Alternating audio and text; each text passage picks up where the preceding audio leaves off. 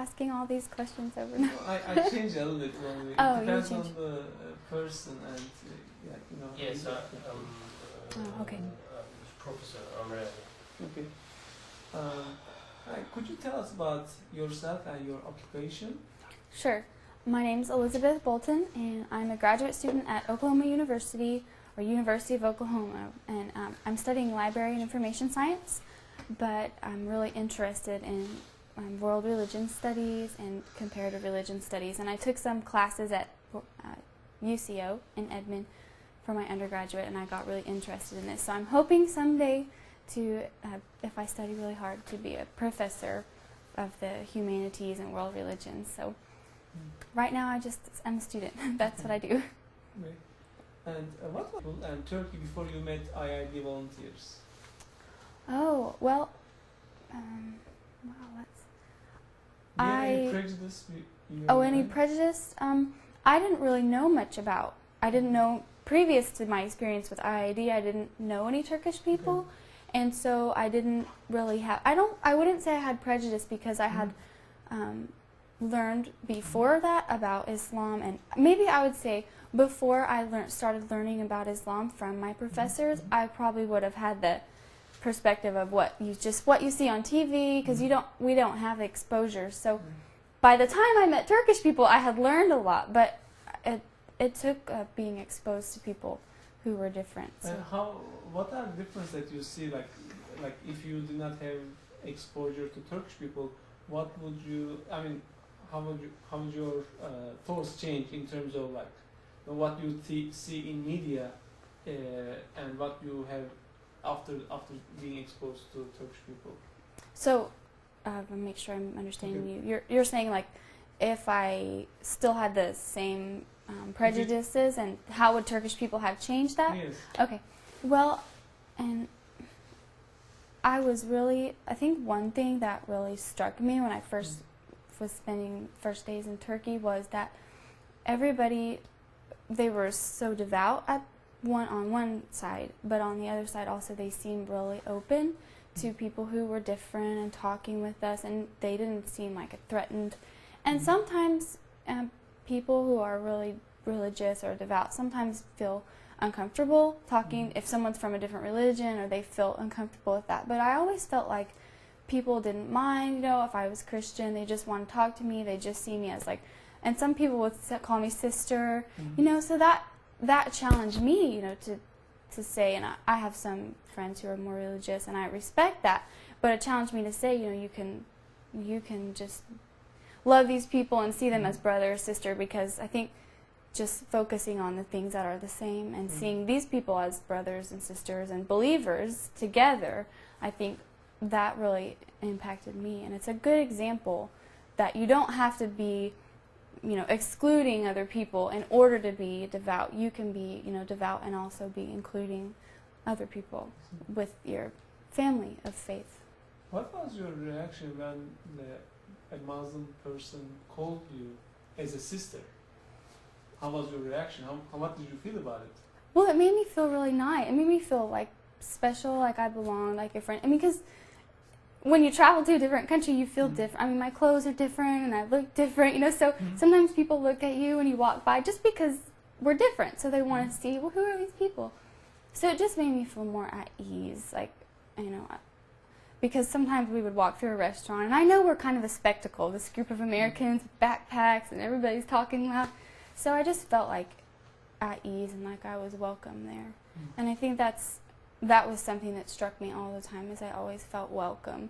No matter how different I looked or how, my faith is a different faith, I always felt welcome. And so to call me sister, it's nice. It just makes all that go away, because you're thinking, am I dressed okay? Or, do they mind? And then they say, hello, sister, and you think, okay, everything is fine. And it just opened up the conversation. And have you had any reaction from your friends or family members regarding the trip? Oh, their first, did I have hesitation about? Yes.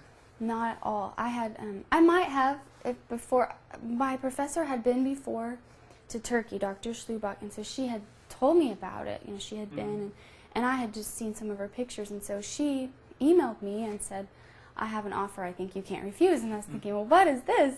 And I called her, and she said, you know, their institute is taking people to Turkey, and I am inviting you. And I just started crying. I was so happy. I thought, oh, wow, because I had become interested in Islamic studies and the history of Islam, and I had studied some of the architecture, and I knew that these beautiful mosques were in Turkey, and she had been telling me about the people, so I was just thinking, oh, I can't believe I'll get to really go and see that. And so I had some people who were saying, you know, they were concerned. They were saying, well, are you going to be safe? Are you going to be okay? Because they just see on TV these people with the guns and the turbans, and, you know. So I said, no, it's not like that. So even before I went to Turkey, I had a chance to say, no, they're not like that. You know, they're peaceful people. So it was like just saying I'm going to Turkey started dialogue, even though I hadn't even been yet. So. Okay. In Turkey,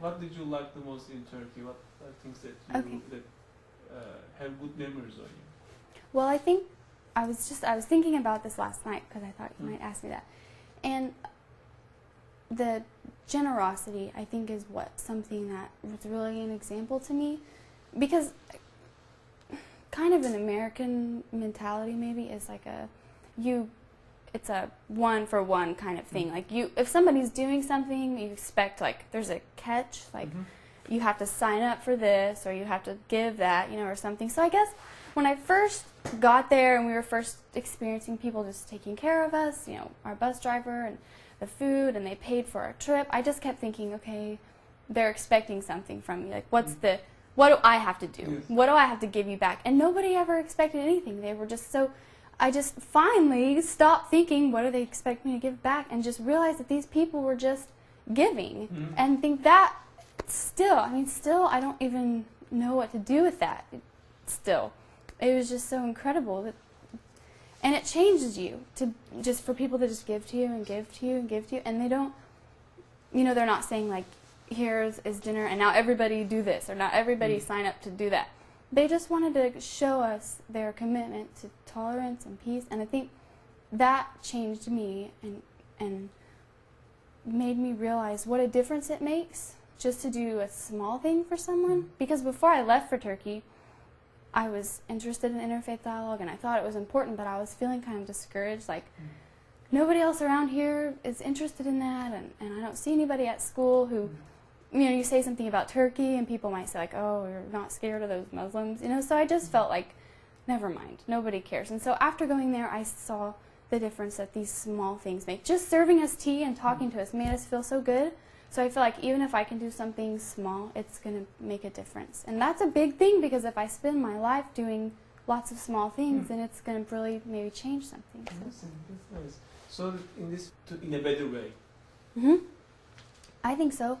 I think one big thing, I came home with more hope in my heart, just hope about the world, just because I pay attention to the news, and maybe I pay too much attention because it gets so sad, all these bad things, and reading some of Gulen's writings, that he really has a lot of optimism that if the cultures can dialogue, that there won't be the clashing, you know. So I really think that there is hope for peace in the future, and it's going to start small, but that's okay, because it wasn't okay with me for it to start small. At first I thought, well, what's the point if I can't do something big? But it's okay with me for it to start small, which is a big thing, because it means I'm going to be doing more things. And also, I think I've been more generous, because I was so impacted by how generosity can help, you know, make you feel special. So I think, and also guests coming to our home, because in America we're busy and people don't have the hospitality. Like you might have experienced that. And it's not that we aren't nice people, it's just that nobody teaches us that, you know, when somebody comes, you have to give them tea. And in Turkey, it was so funny, because even if you say, no, I'm fine, they're going to give you tea anyway. You can't say no. So I think just when people come over to my house, I say, you know, give them water or something, and they really feel like, oh, thanks. They really feel welcome. So it's nice to make people feel welcome. So that's changed me, too. Yes.